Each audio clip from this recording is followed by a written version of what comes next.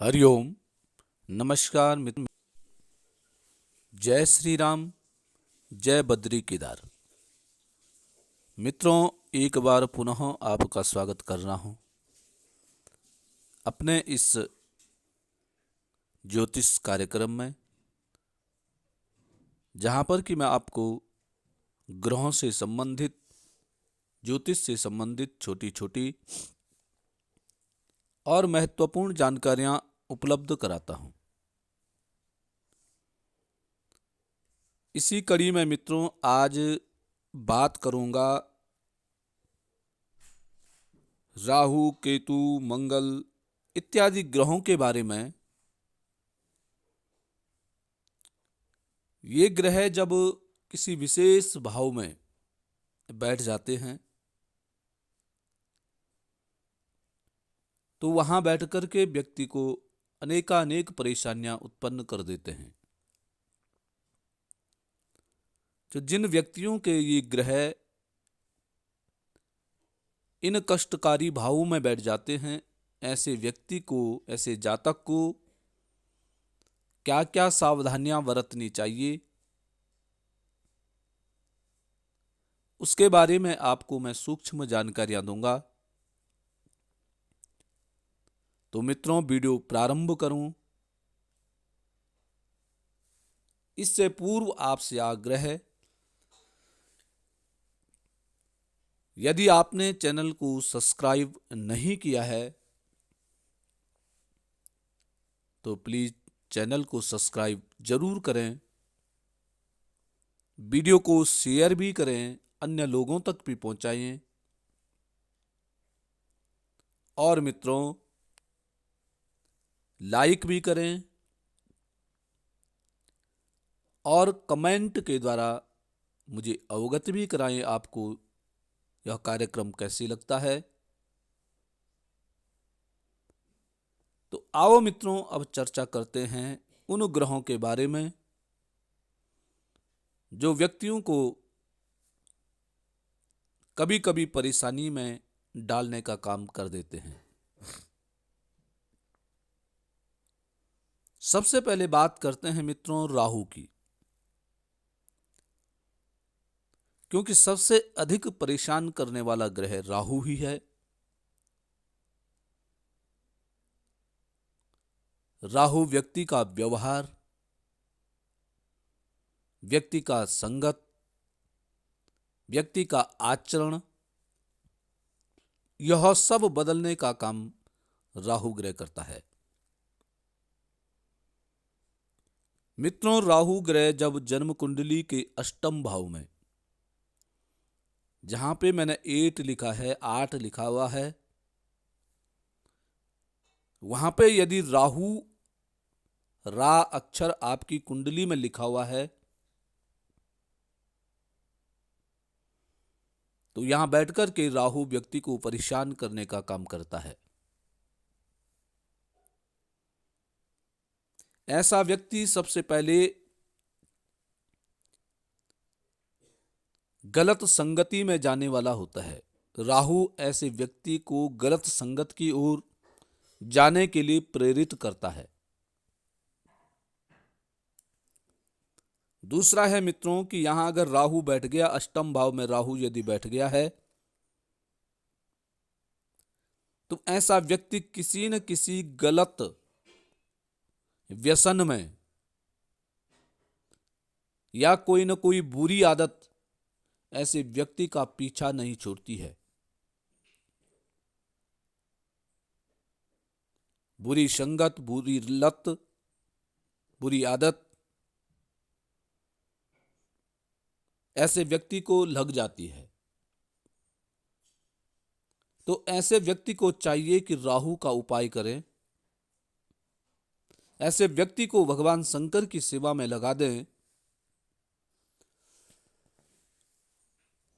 ऐसा व्यक्ति सोमवार के व्रत लें या प्रदोष व्रत लें और माह में एक बार गंगा स्नान ऐसे व्यक्ति को अवश्य करवाएं।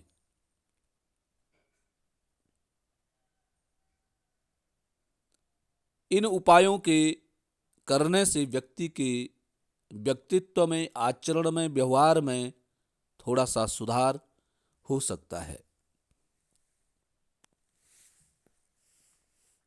अब बात करेंगे मित्रों केतु ग्रह की। केतु मित्रों जब छठवें भाव में होता है, जन्म कुंडली के छठवें भाव में यदि केतु ग्रह बैठा हुआ है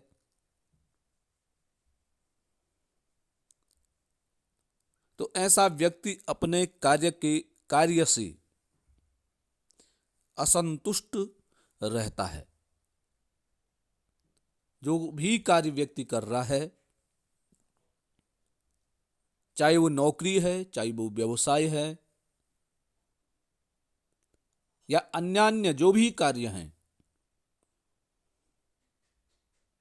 संतुष्टि व्यक्ति को नहीं होती है। ऐसे व्यक्ति के मन में होता है कि मैं इससे भी बेहतर कर सकता था, परंतु मुझे इससे बेहतर करने में परेशानियों का सामना करना पड़ रहा है। इसका कारण यह है मित्रों, क्योंकि 12वें भाव में राहु विराजमान है। केतु यदि छठवें भाव में है तो ठीक 12वें भाव में राहु विराजमान है और राहु की दृष्टि केतु पे पड़ रही है। क्योंकि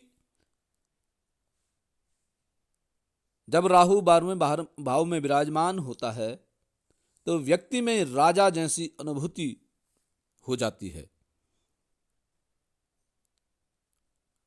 राजा वाले विचार व्यक्ति के मन में आते हैं और राजा वाले विचार जब मन में आते हैं तो उसके लिए आपके पास धन, वैभव, ऐश्वर्य सब कुछ चाहिए, तो उसकी कमी हो जाती है। इसलिए व्यक्ति असंतुष्ट रहता है। छठवें भाव में केतु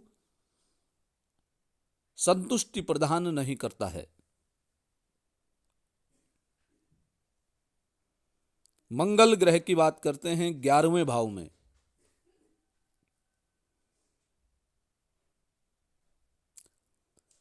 जिस व्यक्ति के 11वें भाव में मंगल है वह बड़ा भाग्यशाली होता है। और यदि उच्च का मंगल 11वें भाव में बैठा हुआ है तो ऐसे व्यक्ति के लिए साहस परिपूर्ण मात्रा में ऐसे व्यक्ति के लिए मंगल देते हैं। और मित्रों, जिस व्यक्ति के पास साहस है, जिस व्यक्ति में हिम्मत है, कार्य करने की क्षमता है, और यदि लाभ भाव में यह सब चीज है तो ऐसा व्यक्ति क्या नहीं कर सकता है, अर्थात सब कुछ ऐसा व्यक्ति प्राप्त कर सकता है। तो 11वें भाव में मंगल अच्छा फल देने वाला होता है।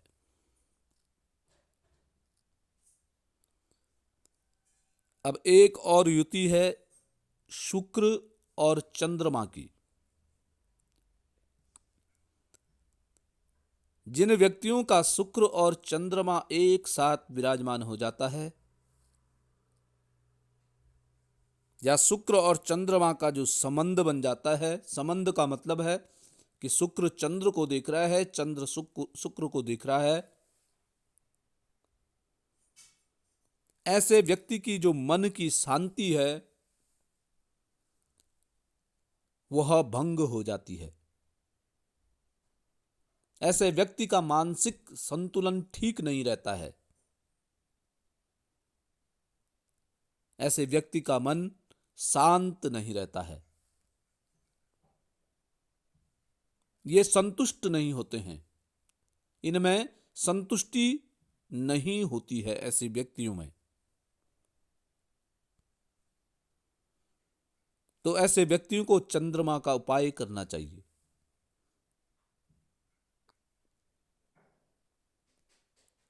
और सबसे उत्तम उपाय है कि आप पूर्णिमा का व्रत करें। पूर्णिमा के व्रत के दिन सायंकाल को चंद्रमा को अर्घ्य चढ़ाएं और उसके बाद भोजन प्रसाद ग्रहण करें।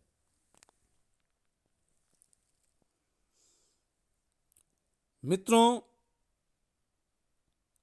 नवम भाव में, नवम भाव भाग्य भाव है। भाग्य भाव पर यदि राहु बैठा हुआ है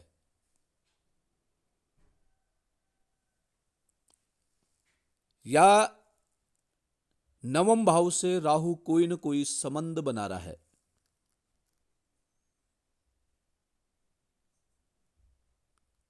तो व्यक्ति के भाग्य में बहुत कुछ बदलाव आ जाता है, अर्थात अच्छा नहीं होता है।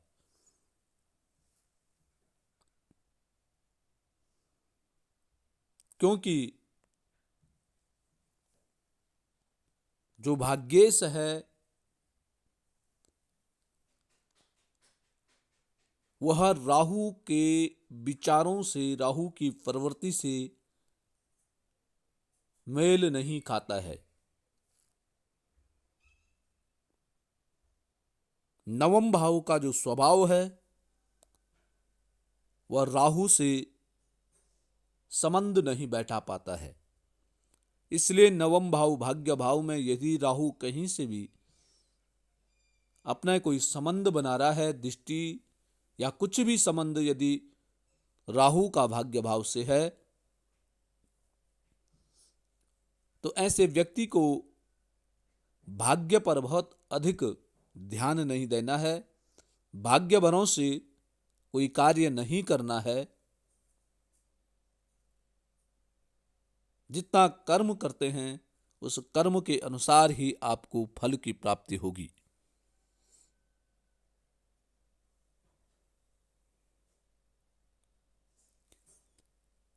दसम भाव की बात करते हैं, कर्म क्षेत्र।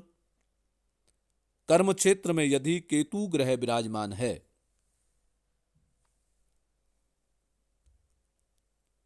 तो केतु वाले व्यक्ति, जिनका केतु दसम स्थान में है, तो इनको नौकरी से लेकर के या व्यवसाय से लेकर के बहुत ही अधिक मेहनत करने की आवश्यकता होती है। बहुत अधिक मानसिक विचार ऐसे व्यक्ति को कैरियर के प्रति करना पड़ता है।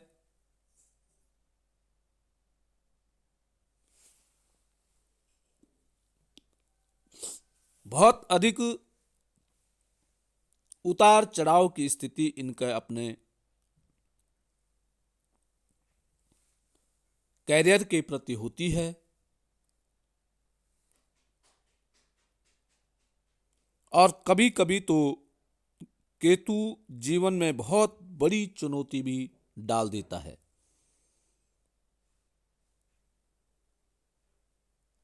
तो ऐसे व्यक्तियों को सलाह है, यदि आपको भी कैरियर में बहुत अधिक चुनौतियां आती हैं तो मित्रों, आपको घबराना नहीं है।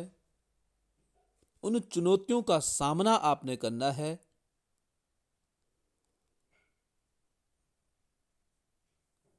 भगवान गणेश जी का आपने पूजन करना है। प्रातःकाल उठ करके अपना नित्य क्रम करने के पश्चात ओम गंग गणपतये नमो इस मंत्र का आपने जप करना है। तो निश्चित ही आपको जो चुनौतियां आपके जीवन में आती हैं उसमें कोई ना कोई शिथिलता, कमी आपको महसूस अवश्य होगी। मित्रों, लग्न में जब राहु आ जाता है लग्न का जो राहु होता है वह इच्छा पूर्ति के लिए ठीक है।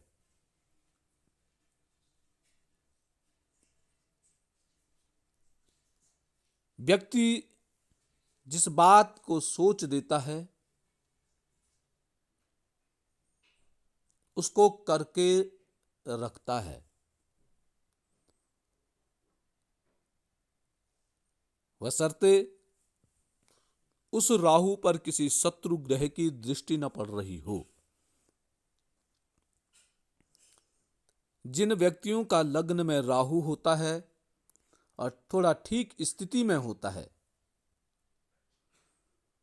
तो ऐसे व्यक्ति की जो इच्छा शक्ति होती है बड़ी मजबूत होती है। ऐसे व्यक्ति के मन में, ऐसे व्यक्ति की जुबान पे ना शब्द नहीं होता है। प्रत्येक चुनौतियों के का सामना करने की क्षमता ऐसे व्यक्ति में होती है।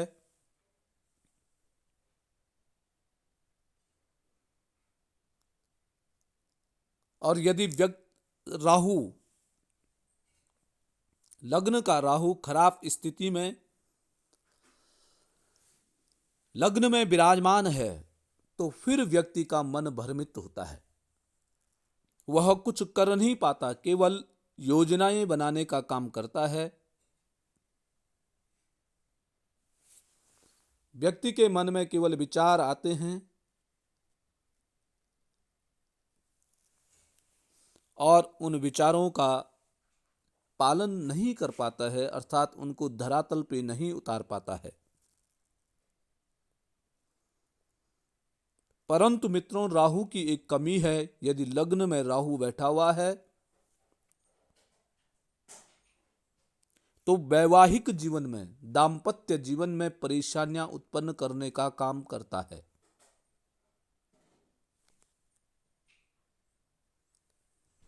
वैवाहिक जीवन के आनंद में कमी कर देता है।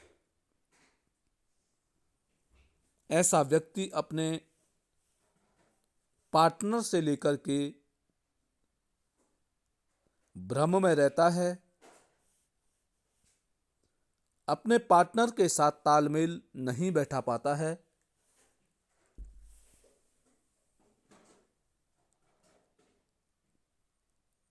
पार्टनर के प्रति ऐसे व्यक्ति की नकारात्मक भावनाएं कभी कभी जीवन में विच्छेद का काम भी कर देती हैं, अलगाव की स्थिति भी पैदा कर देती है। यदि राहु खराब स्थिति में है तो अलगाव बहुत अधिक बढ़ जाता है, और यदि राहु ठीक स्थिति में है तो मित्रों अलगाव में थोड़ा सा कमी आज आ सकती है। यदि राहु लग्न में बैठा हुआ है उस व्यक्ति के लिए और दाम्पत्य जीवन में आपका असंतोष की प्रवृत्ति हो रही है तो ऐसे व्यक्तियों को चाहिए कि दोनों पति पत्नी मिलकर के भगवान शंकर का मां पार्वती सहित पूजन करें। सोमवार के दिन दोनों पति पत्नी भगवान शंकर को जल चढ़ाएं। दोनों एक साथ एक ही पात्र में जल लेकर के उसमें थोड़ा सा काले तिल लेकर के और दोनों पति पत्नी भगवान शंकर और मां पार्वती को जल अर्पित करते हैं तो निश्चित ही आपके दाम्पत्य जीवन में सुधार होगा। आपका मन एकाग्र होगा। अपनी मन बुद्धि को एकाग्र करने की आपने कोशिश करनी है। मित्रों, चतुर्थ भाव में मंगल, चतुर्थ भाव में मंगल भी व्यक्ति को भ्रमित करने का काम कर देता है। व्यक्ति का क्रोध बढ़ जाता है, व्यक्ति में सहन शक्ति कम होती है। और कभी कभी तो मंगल यदि चौथे भाव में बैठा हुआ है, खराब स्थिति में है, नीच का है, तो व्यक्ति का जो मुख होता है, व्यक्ति की जो प्रवृत्ति होती है, पारिवारिक सदस्यों के ठीक विपरीत हो जाती है। सब लोग यदि इस रास्ते पे चल रहे हैं तो उसका अलग ही मार्ग वह चुनता है। तो मित्रों, यह थे ग्रहों के भावों के बारे में कि कौन सा ग्रह किस भाव में थोड़ा सा कष्टकारी होता है। तो आज के लिए बस इतना ही।